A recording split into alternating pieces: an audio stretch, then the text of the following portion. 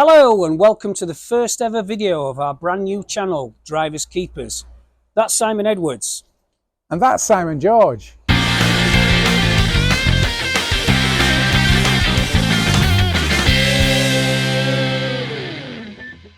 Now this channel is going to be all about those passionate petrol heads who actually drive their cars and have no intention of ever selling them. We're going to be kicking off with a particularly well-known Lamborghini Murcielago. It's got more miles on it than the Millennium Falcon. Some of you might remember it from Evo magazine, where I wrote about it for so long.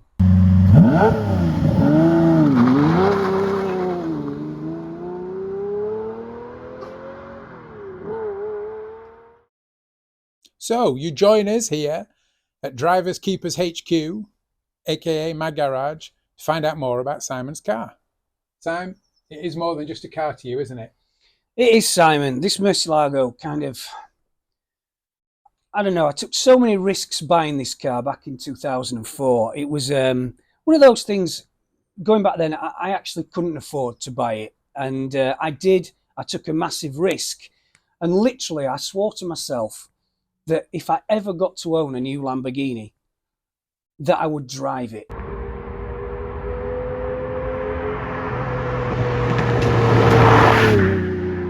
And so, again, going back to September the 4th, 2004, I remember going into Lamborghini Manchester in Stockport, picking this car up with 58 miles on the clock.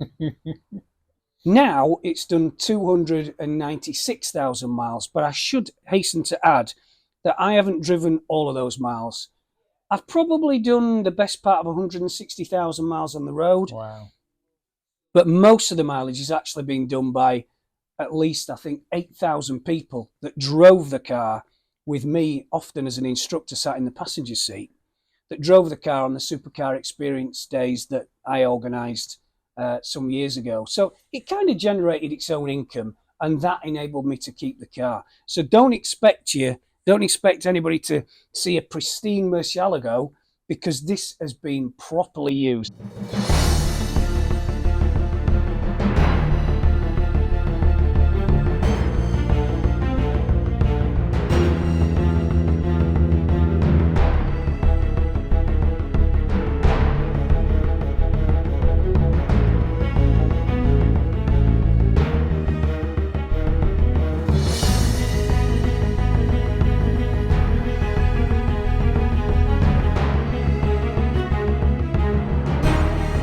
So many people watching this video, I was totally passionate about the brand. I just loved Lamborghini.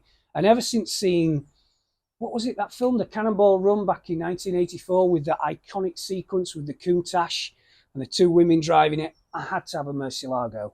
Well, I had to have a Lamborghini. It just so happened that by the early 2000s, it was the Murcielago. And I've never regretted it, because by buying this car and putting everything on the line all those years ago, it completely altered the direction of my life. It really did. It opened so many doors. Some of you might have read my articles in Evo magazine from 2000 and I think it was about 2005 to 2018, and all the different exploits and adventures that I had. And once again, it just completely altered the direction of where my life went. So I'm happy to say it's still here. And I say it's still here. Well, when we actually examine this car, there's really not much of it left from what was actually assembled on the production line at Lamborghini back in the early 2000, or 2004, obviously. Because some of you may know that in 2013, it was in a horrific shunt on the track. We'll talk about that in a later video in much more detail. And we'll also talk about the mileage in a lot more detail. But yeah, it was in a horrific shunt on the track, and it was basically rebuilt from the ground up. It took 3 years to rebuild it. I think, in fact, the two rear wings, the roof, the chassis, the engine lid, and I think the gearbox casing are probably all that's left of what saw that production line. The rest of it has all been changed. But the car's still here, and I absolutely am passionate about this car. It's not just a Murcielago to me. It's an object that's extremely sentimental. And you can probably tell from the tone of my voice in this video, it's a very, very special car. So let's just talk about the interior of this car, because let's face it, it is a little bit tatty, but it's seen a lot of people driving it, and there's still quite a lot of gaffer tape inside it. Now, if we have a bit of a closer look at the, this is the glove box at the top. Unfortunately, Lamborghini don't make the hinge anymore, so I've had to use a bit of gaffer tape and blue tack to just secure that, that glove box shut, because when it opens when you're driving, it's rather off-putting to say the least. The same thing here, unfortunately. I need to get this sorted, which is the headlining, which needs restitching back up.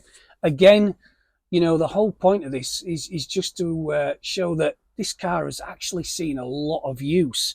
In fact, thinking about it, it's probably had 3 interiors now, and to say that the 3rd interior is still looking tatty kind of really says something. The gear change, for example, it's had 3 new gear changes, or gear sticks if you like, simply because the amount of gear changes it went through, gradually the shaft wore and then eventually broke off, so it's had 3 new ones. The button on the petrol cap, goodness me, when I think how much fuel's been put in this car over the years, but the button on the petrol cap is worn to hell because it's had so many fingers on it, pressing that button to open the cap so you can fill it with fuel. So yeah, we've got warm buttons, we've got gaffer tape. It really needs a bit of a refurb in here, but you know what, it just gives it character. Okay, so here we are in the Murcielago.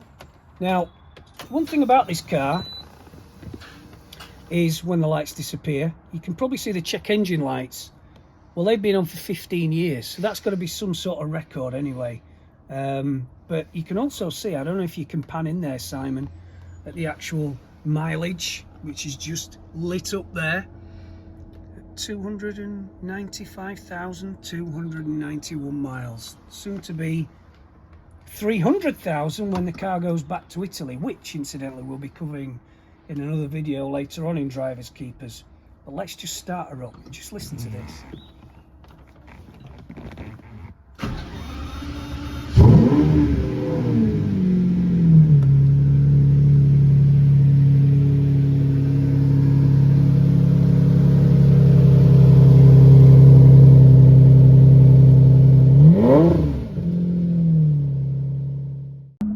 So guys, here we are in the Murcielago, actually driving down a nice country road.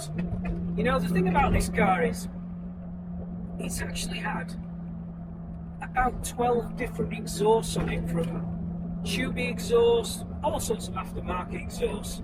But the setup it's got now is probably the best setup it's had. It's not too loud, but at the same time, it kind of works.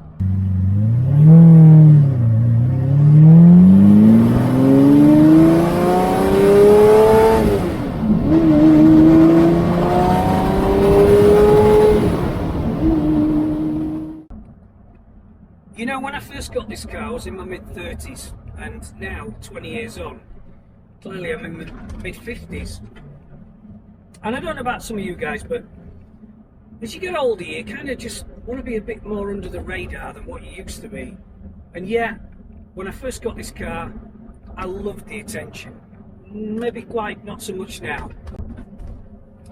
In fact, I do find myself sliding down the seat sometimes, because it really is like driving a goldfish bowl. You probably can't see from where you are, but the amount of people that just stop and stare.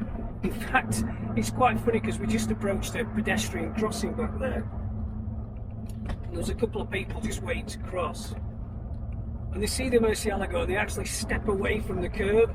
It's like some huge machine from outer space just imposing on their territory. But yeah, you don't want to be shy driving a car like this.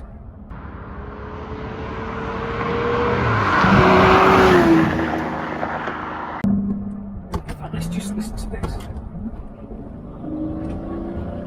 I mean, how can you not like that noise?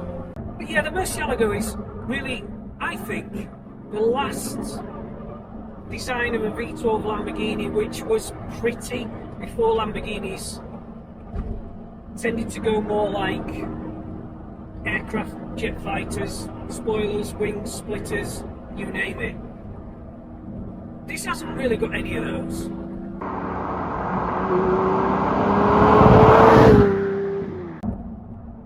So where's it been, this Murcielago, over the years? Well, apart from the track, and I think I mentioned before, at least, probably some of the people watching this video will have driven this car, because at least 8,000 people have driven it over the course of the 8 years it was on the track, sometimes up to 30 people a day.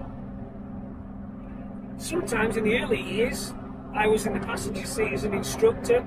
I used to have a brake pedal on that side, and I soon got to learn very, very quickly that you should watch people's clutch control more than anything else, because in a Murcielago, clutches are very expensive. You're probably talking £6,000, $10,000. So it's something you need to be very aware of.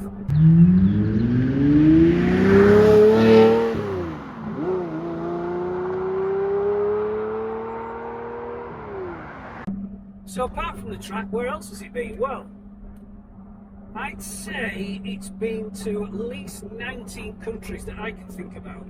It's been all the way to Norway, up to the Finnish border. It's been all the way down to southern Spain. He's done at least a dozen trips back to Sant'Agata, his birthplace. In fact, in late 2004, I think the car was only 3 months old, I drove it back to Italy. Why? I don't know.